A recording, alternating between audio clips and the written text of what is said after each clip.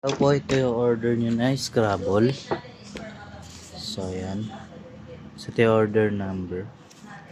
So ito yung item nyo. Check natin kung may damage. Ayan. Natin loob yan. Kompleto naman.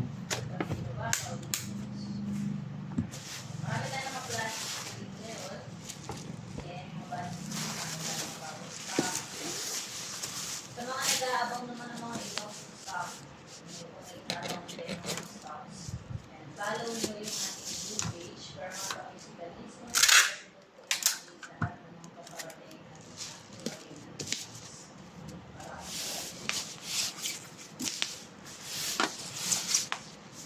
comment down mo